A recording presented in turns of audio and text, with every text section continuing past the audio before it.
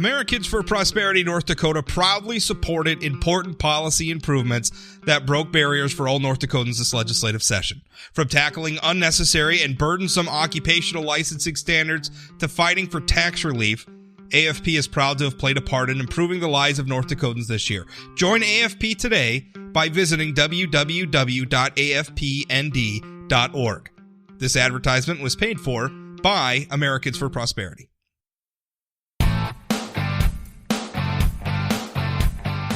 Senator Kevin Cramer joins me now. Kevin, how you doing? I'm doing well. Thanks, Rob. How are you doing?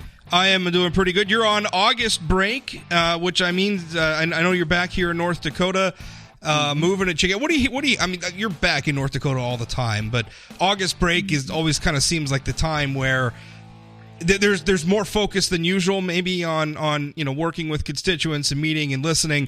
What are you hearing out there? Sure, that's a good question actually, because I've done now one coffee with Cramer. I've had some meetings with National Guard members, been to some events. I did spend, by the way, the first 11 or 12 days, I guess, on a trip, a congressional delegation trip with 4 of my Senate colleagues to the Indo-Pacific region, meeting with prime ministers, trade ministers, foreign ministers, and a lot of everybody's defense minister to talk about Indo-Pacific neighborhood issues, which are of great interest, of course, to North Dakotans for lots of reasons, not the least of which is trade. But since then, I have been back, and what I'm hearing is a lot of people just enjoying vacation. Quite honestly, Rob, I would say though, since we've been on the August break, we've had, of course, the 2 tragedies, the one in El Paso and the one in Ohio, and that has dominated a lot of discussion with people. Not surprisingly, it's been a major topic nationally, and it certainly has been in North Dakota as well. Although I suspect that what I'm hearing from constituents in North Dakota is different than what some of my colleagues are hearing from their constituents in other places. So that's been a big one. Obviously, the trade front continues to spark a lot of interest for people wondering what the status is of various trade deals, and a lot of concern about China in particular. So probably the same things you're hearing from listeners. Let me ask you, I mean, specifically, you talked about you just made a trip into the Indo, that area. Talking about trade, I was just reading, there's a colleague from article from my colleague John Hageman, where he's talking about, headline is North Dakota Congressional Delegation largely shrug off economic worries. Direct quote from you, I think the economy is fine. That seems that there's a lot of buzz out there, obviously, that there could be a recession coming. President Trump, I know, was talking. Well, it's hard to say. I don't know how serious, on a scale from building the border wall to buying Greenland, I don't know how serious the payroll tax discussions were. But, obviously, if we're talking payroll tax cut, maybe there's some need to maybe, give the economy another injection. I mean, what are you seeing out there? Yeah, it's a good question, because I noticed the payroll tax cut idea didn't last but a day, if that. But I do think there's a sense that from anyway that he'd like to see a jolt. As you know, he often refers to the Federal Reserve and wants them to cut rates more. I've not been a big cheerleader for a rate cut by the Fed. I actually sit on the banking committee that has jurisdiction over the Fed, and I've met with Jay Powell about this very topic. I want them to use good science about, with regard to that. They did cut the Fed rate by 1/4 point at the last meeting. The president, I think, wanted 1/2 point. But the independence of the Fed is pretty important, and I think they've got pretty good tools to make those decisions based on the projected economic growth. I think it's encouraging, however, Rob, that the discussion centers around, while it was a little bit about potential recession, even though even the independent economists are saying into the future, probably a couple of years into the future in many cases. But the discussion is not so much about a stopping of growth or recession as it is about slowing of the growth, whether it's 2.5% or 2.3% or 1.8% or whatever the number might be. It's all good. It's not 4%, but it's also not 1% or less. And it's likely going to be higher than what we project, because it has been border. It's been over 3% since the Tax Cuts and Jobs Act has went into effect year over year. And so, everybody's got an opinion, but none of them are like, end of the world types of opinions. They're all just a matter of how are we going to grow. And by the way, compared to several of our neighbors in other countries around the world, we continue to lead the economic charge. But that's not to say we should take our eye off of the ball. Would you support a payroll tax cut? I mean, I realize that it looks like it didn't last very long in terms of proposal, but would that have been something you would have supported? I think, Rob, with regard to those, I may be very, very well may have. I don't know. We'd want to see, pay fors and everything else that goes into it. But, what I'd like to see is make some of the tax cuts more permanent. The tax cuts that weren't able to be made permanent in the Tax Cuts and Jobs Act because of the scoring mechanism. The things that have worked, particularly the individual tax cuts at the lower end of the spectrum. I think if we could make those permanent, you could have some of that same effect. Plus, I think it'd be fair to do that. We've seen a tremendous revenue growth and by the way, economically, the people at the lowest end of the economic spectrum are the ones that have enjoyed the greatest increases in their salaries and wages as a result of the Tax Cuts and Jobs Act. So would I be open to something? I'd be open to something, but I'd want to see the whole menu and hear the full case before I would choose which of those things I'd prefer to see cut, whether it's a payroll tax cut or something else. Well, is it smart to cut the payroll tax? Because the programs that support are Social Security and Medicare, which we've talked about endlessly. I mean, you've said there needs to be reform to those programs. You look at the some. I was just reading the most recent trustees report for Social Security, for instance. They're saying that the program could be going in deficit soon. That means we're going to have to call back some of those IOUs out of the trust fund that the federal government's going to have to make good on. I mean, that's the financial outlook for those programs. I think most of us can agree are not good. Why would we want to cut the tax that feeds into them, absent some sort of reform for the programs themselves?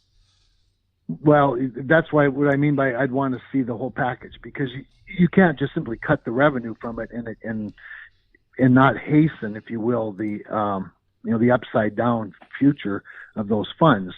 So if there were some reforms that would go along with it, perhaps. But I'm actually, as you've heard me say, I'm for a discussion that includes everything. I'm not taking anything off the table. I don't want non-starters. I don't want words like dead on arrival. I want everybody to be able to have their say and put everything on the table. I may have a strong bias one way or the other, but I don't want to start the discussion by saying what I wouldn't do or what I wouldn't support. I think with a couple of the items, the easier items to talk about with regard to payroll taxes, Social Security, as you know, your Social Security income or the income that is taxed is capped at roughly $130,000, something like that, with very modest increases. That's an area where I might actually consider lifting the cap or raising it. I think those are responsible things to talk about, along with other reforms that may include a slight increase in the age and all those, as long as we're not talking about people currently on the programs or soon to be on the programs, but well out into the future. Most of what I've thought about in relation to Social Security and to the trust fund has been more the other way than it has been the idea of a payroll tax cut. What do you think about President Trump's recent comments? And then I'm going to get into some of the questions here from listeners. Sure. But President Trump made some comments about Israel. Speaking in the Oval Office yesterday, he said, I quote, "Where has the Democratic Party gone? Where have they gone? They're defending these two people over the state of Israel. And I think any Jewish people that vote for a Democrat, I think it shows either a total lack of knowledge or great disloyalty." Now, I think he clarified that somewhat today, saying that they were showing disloyalty to Israel or disloyalty to Judaism. But what do you make of those comments? Because I hear that, and generally, I mean, Republicans historically don't like the idea. I know, for instance, I have black conservative friends who talk about being called Uncle Toms or suggesting that they're somehow being disloyal to their race by having conservative viewpoints. Is President Trump not kind of doing the same thing here? Yeah. So, as we know, Donald Trump is somebody who thinks out loud, and oftentimes he's taken literally. Sometimes conveniently, he's taken literally, rather than figuratively. And you can make it sound a lot worse than probably he intends things to sound. To be honest, I hadn't heard this comment. I haven't seen any video of it, but I don't doubt that he may have said something like that. My sense of it, to answer your direct question, I think one of the risks we run with Jewish American people is that we somehow put them in a box, like there's some sort of, there's some sort of homogenous, one-brained race, and they're not. They're, a lot of them do have dual citizenship. That's very common with people that have homes in Israel and have homes in the United States. A lot of them have never been to Israel. I'm of Norwegian descent. I've only been back to Norway one time. We don't all think exactly the same. So I do think there's some risk in stereotyping or even more, putting people in these narrow boxes when that's not really. You can be of Israeli descent. You can be Jewish and care about things that have nothing to do with being Jewish. For example, you can live in Fargo and care about the Red River diversion, and your neighbor might hate the Red River diversion. I just think it's always dangerous to put people in a box like that and claim that their loyalty, somehow has to be unanimous. Well, you have a certain heritage or a skin color or whatever, or live in a certain part of the world, and now suddenly you have to believe certain things. I'm pretty sure there's probably conservatives kicking around in San Francisco somewhere. I'm assuming. I don't think there's very many of them, but there's probably some. I've met a couple. And I don't feel like they have to be liberal because they live in San Francisco. I want to ask about the Greenland thing too. What brought that on? Are you satisfied with the way the president has handled that? Because we went from, there were rumors that the president maybe wants to buy Greenland, and then President Trump kind of come out and saying, oh yeah, sure, that's great. Now all of a sudden we've canceled a state visit to Denmark over it. Are you satisfied with the way that President Trump handled that? I didn't know anything about canceling a state visit to Denmark, but I don't know much about it. I saw a tweet of his, frankly, which is even unusual enough itself for me to have seen it, but I saw a tweet of his about, I promise not to do this to Greenland or something with a Trump Tower. And I laughed because I think he meant it to be funny. I think oftentimes he's funny and people want to take it literally again. But am I satisfied? I don't know. I don't spend a lot of time thinking about his position on buying Greenland or the possibility of it or the reality of it. I know this: we have a very different president than we've ever had before. Not the least of which is because he's a billionaire from Manhattan, and I don't know that we've ever had a billionaire from Manhattan president who's a real estate developer. So, it's different. I get way more concerned and spend my energy and focus on practical, economic, and personal issues that are important to individual people. And I don't think buying Greenland is much to worry about.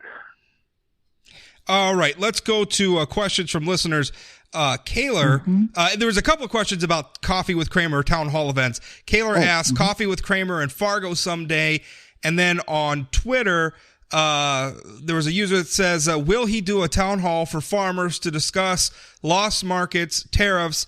Don't do invite-only town halls to stack the deck with supporters for a photo op. Constituents who don't agree are entitled to be heard. So that's two. One question is town hall or / Coffee with Cramer. That's what you call them in Fargo. Right. And then the other one is town hall for farmers to discuss, obviously, with the tariffs, et cetera, et cetera.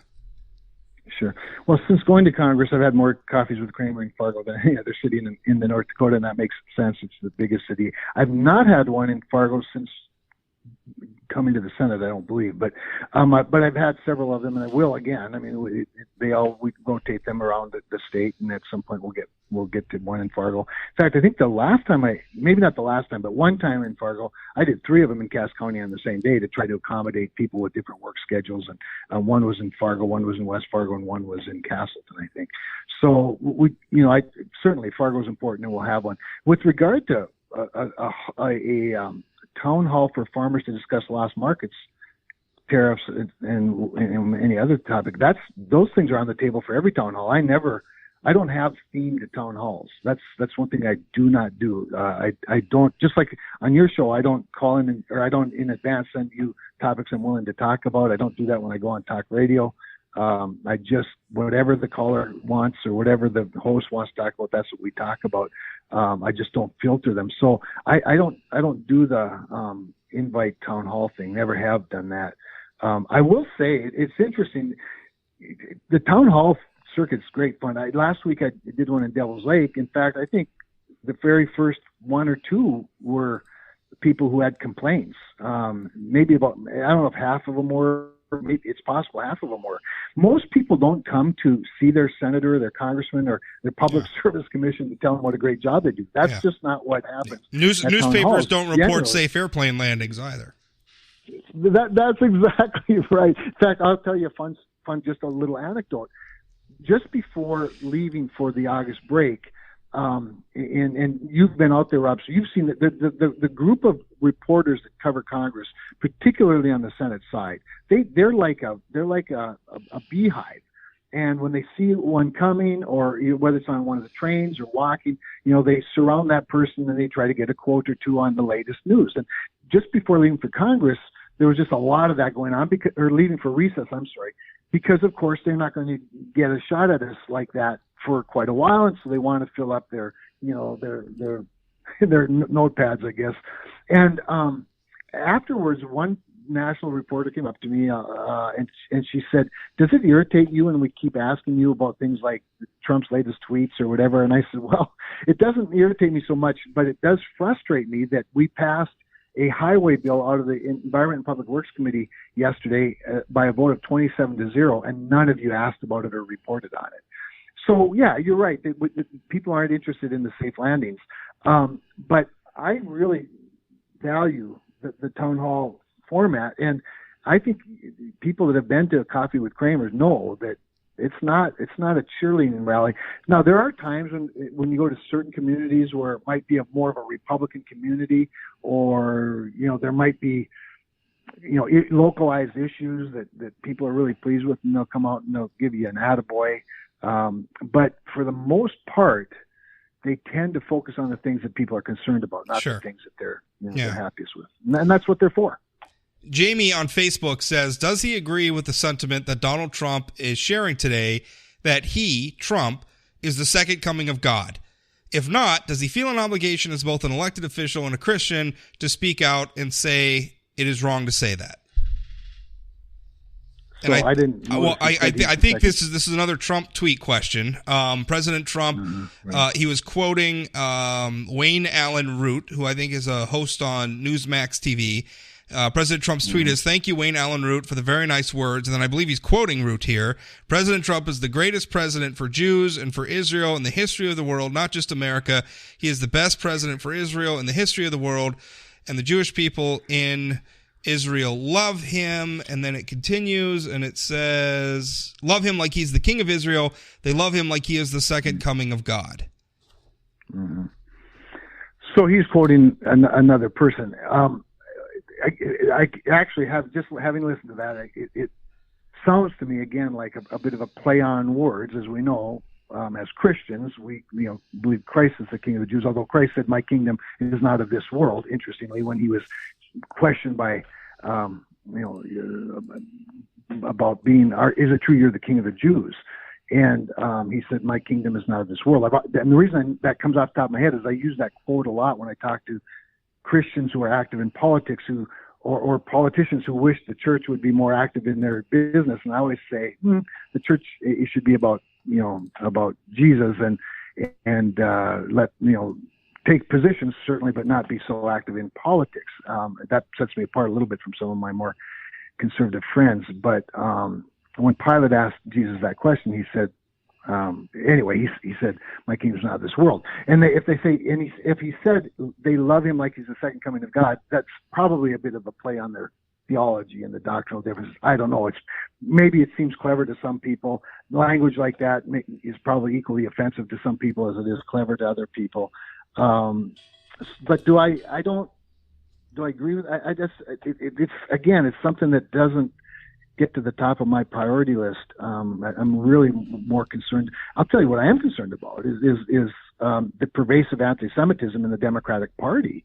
And that's probably part of what drives this for conservatives in the media and elsewhere. It's just such a stark contrast to President Trump's firm commitment to Israel, who is our greatest ally in the Middle East. Remember, every president before him, going back quite a ways, said they were going to recognize Jerusalem as Israel does, recognize Jerusalem as the capital of Israel. They were going to put the embassy there to acknowledge that. None of them did it. Donald Trump did do it.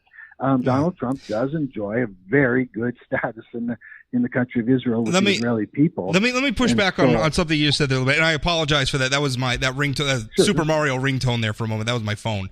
My dad trying to call me while we're recording. So if you heard Super Mario for a minute, I didn't hear it. That's my ringtone. You said just a moment ago that you referred to the pervasive anti-Semitism in the Democratic Party. Now, certainly, I think that's probably true of a few, I think Representative Ilhan Omar, the quote unquote squad. Do you really think it's pervasive within the Democratic Party? Here's what I think, and maybe pervasive is too strong a word, but Democratic leadership is becoming way too comfortable with it, and that's what bothers me. The fact that the House of Representatives could not bring itself to pass a resolution condemning anti-Semitism. They didn't even have to name the obvious people using it. They could not bring themselves to pass a resolution that condemns anti-Semitism, something that would have been easy not so long ago. And so they watered it down to just, being an anti-hate of all people sort of resolution. But in the Senate, we did pass one.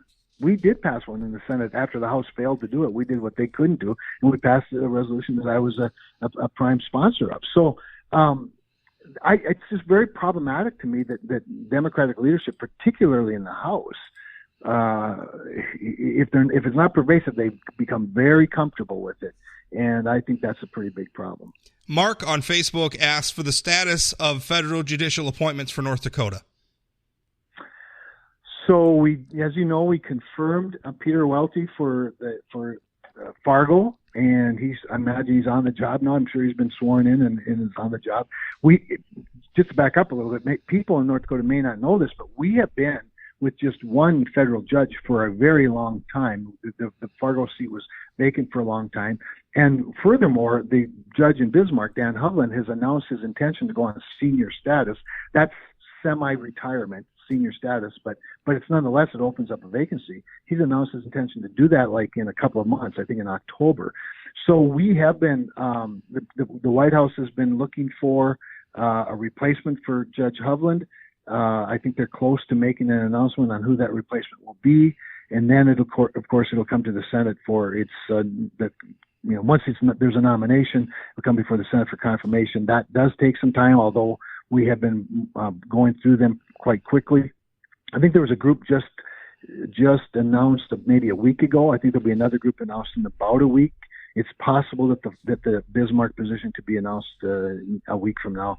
I hope so, because what I'd like to do, Rob, is avoid that vacancy from even really occurring, or at the very least from it being a very long vacancy.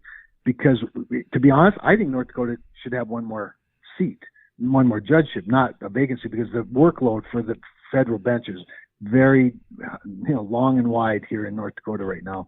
So the status is, I think we'll have an announcement sometime very soon, if not within a week, not too long after that for the second judgeship. Brad on Facebook asks, who does he think will be the Democratic nominee, and why are the Democrats moving so far left? Yeah, I get asked that a lot, and I end up doing a lot of interviews, even in Washington, about it. And I don't know who the nominee will be, but I will say this, Rob, and maybe you and I have talked about this before. It's so interesting to watch the Joe Biden situation.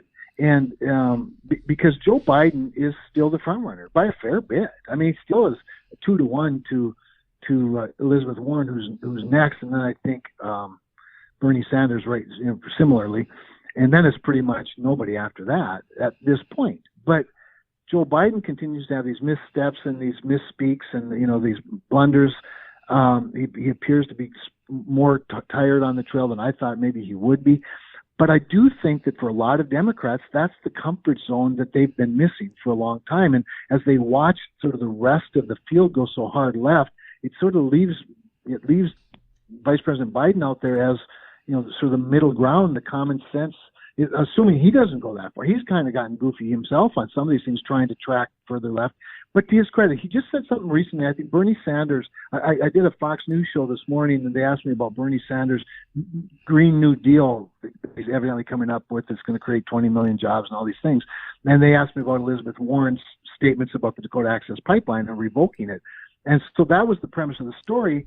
And then they mentioned that Joe Biden had said something, and Joe Biden said, well, we need to find middle ground. Well, see, this is what's attractive to the traditional Democrats they're looking for somebody that's more middle ground, particularly in this climate of the far left. What's causing them to do that? I think there's a lot of pandering going on. But even Joe Biden not that long ago. I mean, I remember earlier this month at a CNN debate, he was saying he was asked, basically if how he felt about coal and fracking, and said basically there was no place for either in his administration. Right. I know when he said that, I thought, what now you're trying to pander to the same crowd that everybody else is. But then he recently said we need to find some middle ground. To which I think Bernie Sanders said there's no middle ground. There's no room for middle ground when it comes to climate. And so I think if part of my point is that Vice President Biden sort of missteps along the way and his sort of his aw shucks demeanor. That's part of what's appealing to people, ironically. But I admit he does look more tired than I thought he would. His energy level is clearly very low, and his debate capacity isn't what it used to be or what I think people were expecting it to be. But then you get a guy like, is it Delaney that's a more moderate Democrat as well, who's having a hard time getting traction, but he's a businessman, former House member. I served with him. I would hope there'd be room for a guy like that on the debate stage here eventually as they weed through. But it's really going to be hard, Rob, this early in the game while they're pandering so hard to the left. They just want to get in the top tier, so then you can have a more robust debate, maybe a more honest discussion.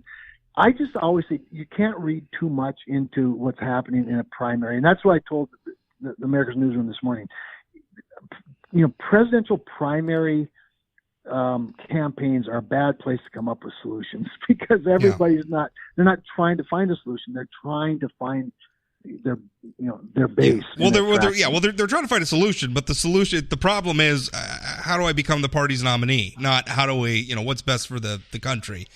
That's tough. Stephen on Twitter asks, what is the senator doing to help North Dakota farmers rebuild markets or offset damage to the ruinous Trump tariffs?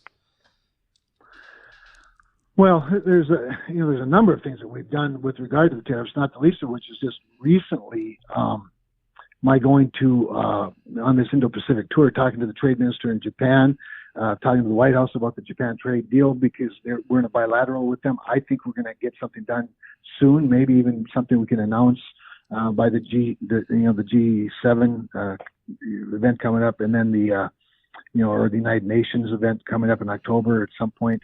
I think USMCA have worked very hard with our Canadian friends as well as our commodity groups and the White House, and frankly my Democratic friends in Congress on trying to get the USMCA in front of the House so that they can pass it. It could easily pass right now if Nancy Pelosi brought it up, but she's got her own political considerations with her own party, and the president's been honoring that, and I appreciate that because I think he wants her to be successful in it. So I think we're going to have some good breaks, and I've been working hard on those. The other thing that I've worked very hard on specifically for North Dakota is helping shape the support package, the market facilitation program, and, the trade aid to help deal with the short-term pain. So besides the obvious with regard to soybeans, which is everyone's talking about, we've worked real hard to get crops like canola, dried beans, flax seeds, lentils, with some of those specialty crops, chickpeas is another one, and oats, even and sunflower seed actually added this year to the traditional, corn, soybeans, wheat that were part of last year's. Also just bringing administration officials to North Dakota so that our farmers can voice their concerns directly to them. We've had some good support there with the administration coming out, including Sonny Perdue But I continue to work with, like I said, Japan and Australia, other countries, particularly in the Pacific region. India is another one. In fact, I don't think we've announced this yet, but I'll be meeting with Prime Minister Modi next month from India, as you probably know, because I know some of your listeners haven't agreed with my position on high-skilled workers and immigrants. Well, my work on that has garnered me some strong support with some of India's leaders. I think India is really the next China in many respects for us. We have they're a democracy. They're in the neighborhood. The United Kingdom's another one. I've worked with some of their leadership as well. Now that they have a leader who seems to be, Rob, this will be another one for another day, but seems to be ready to just sort of rip that Brexit Band-Aid off and separate. And Theresa May did her best to try and get consensus. If there was consensus, they probably wouldn't have done Brexit. So Boris Johnson seems ready to do that, in which case I would open up the United Kingdom for opportunities. So, I just continue to be a supportive voice on all of those areas, while at the same time, hoping and working, particularly in the Pacific, on putting added pressure on China so that they can, they can come up with something that's good for the United States. But in the meantime, the president's doing what presidents before him weren't willing to do, and that is take on the big country in the Pacific. Last question from Mike on Twitter. Now that the Tax Cut and Jobs Act has set the projected deficit this year over $1 trillion, can he still claim to be fiscally responsible? Is he going to go after entitlements, i.e. Social Security and Medicare, to offset these deficits? Can he acknowledge that the CBO score on the tax cut was correct and it did lead to trillion-dollar deficits?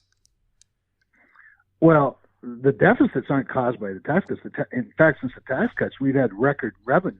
So the government's, we've seen tremendous growth in the revenue, and of course, tremendous growth in the economy as a result of the tax cuts. So over the 10-year period, I don't have any doubt that the tax cuts will be able to pay for themselves. It's not. In fact, in some respects, from a revenue standpoint, they're well on their way to that. So the second part of the question was related to the entitlement programs, as he called them. I prefer to refer to the mandatory spending side, which is now at about 69 to 70% of the overall budget. So at least the writer here is getting to the problem, the root of the problem. I think you even referenced earlier that Social Security is on a trajectory to be deficit spending here shortly, and then of course the trust fund runs out, and then you're going to have by 2036, I think it is 25% automatic cuts. Even the trust fund. I mean, dipping by the point you dip into the trust fund, those are treasury bonds, right? So who has to make good on the treasuries? Well, we got to find money somewhere else, which is, given that we're running in the red, that's going to add to the deficit, right? I mean, if you're already deficit spending. No, that's right. So the largest holder of debt, of American debt. So there's debt and deficit. So the largest holder of debt is the Social Security Trust Fund. Yeah, so they're like around. A lot of people don't know that the Social Security Trust Fund owns, quote unquote, because the trust fund. If you think of like a fund, and then your fund gets invested in bonds or stocks or whatever, so they quote unquote invested the Social Security 2.8 trillion, I think it is, something like that. Social Security Trust Fund invested it in treasury bonds, which basically we gave that money to the loaned that money to the federal government, and now when we have to dip into the trust fund, the federal government has to pay it back. That's right. Yeah. That's exactly right. So we get back to that earlier discussion about reforms. Am I ready to go after? I absolutely always have been, Rod, as I've always said. And a lot of people thought it was politically nuts. I did it during the campaign for the Senate. I did it in all my House campaigns. Even the president, when he ran, said he wouldn't touch the entitlement programs and on the mandatory side of the ledger. But if we don't do that, we cannot balance 100% of the budget by reforms and cuts to 30% of the budget, which, by the way, in another 10 years, maybe even 8 or 9 years, it'll be 22% of the budget will be the discretionary side, and over half of that is national defense, which I think most people would acknowledge is not all that discretionary. It is the highest priority of the federal government. So to the writer's point, I don't know if when he says are you ready to go after? I think it's something like that. He says, is he going to go after something? Anyway, I don't want to imply that somehow we're going to just slash and burn them. We can't do that, but we can reform them in a way that has, that generates more revenue, and that's the only way to get to balance. That and continue to grow the. I mean, is that kind of the problem with those programs? Because it seems like that's always the fix, right? It's either you reduce the benefits paid, which I don't know, you move up the retirement age or something like that. So basically, you reduce, exactly. or you make the programs cost more in terms of taxes. Like maybe you get rid of the cap. What is it like after 139,000? I don't know if that's the number. Something like that. Something like that thousand. You don't pay Social Security taxes anymore. But basically, I mean, it's either the programs, either we pay more taxes or we get less out of the program. Those seems to be the only real two options to fix Social Security. Neither of those really seem sustainable to me. Well, I think if we do them now, let's just say we did it this year. We're not going to, but let's say we did this year. But by the way, there is a group of people willing to do it. There are now a group of us that started talking about it. We're asking for others to engage in the process. We had a budget committee hearing specifically on the budget where we included Kent Conrad, former budget chairman and ranking member, and his Republican counterpart from those days to come in and talk with us. It was very valuable. As you recall, I mean, Kent was always willing to talk about the budget and how to find balance. It was a high priority for him. So, some people maybe like his ideas better than our ideas, and other people might like our ideas better than his ideas. But at least if you're in the room and have the discussion, you're starting the process. And the reason that he was invited was because Mike Ansley, the current budget committee chairman, wants to have this discussion about the entitlement side of the ledger, and having Republicans and Democrats in the room at the same time is a good way to start that. Another person that wants to do it is Johnny Isakson, the senator from Georgia, who's lately become very active in that. And several of us said, "Hey, count us in. Let's start this discussion." So the sooner we do it, the point of it is, Rob, the sooner we get started, the less dramatic the fix will have to be. Because what happens when we go insolvent, and that's maybe not the right word, but what that means is once the trust fund is out and the only revenue you have to use for benefits is the income of the day, that is to say cash only basis, it's roughly a 25% automatic cut in benefits, because only 75%, and this is all because there are many more people retiring than there are people coming into the workforce as a result of the baby boomer bubble. So the revenue going in and the revenue going out is going to have to be exactly the same, in which case it's an automatic 25% cut. If we make fixes today, they don't have to be applied today, mind you. But if we pass the laws today that would take effect in the out years, it's not that dramatic. You could add 20, 30, 40 years, maybe more, without making real dramatic changes if we act sooner rather than later. Yeah, which pushes it out a generation. But we could.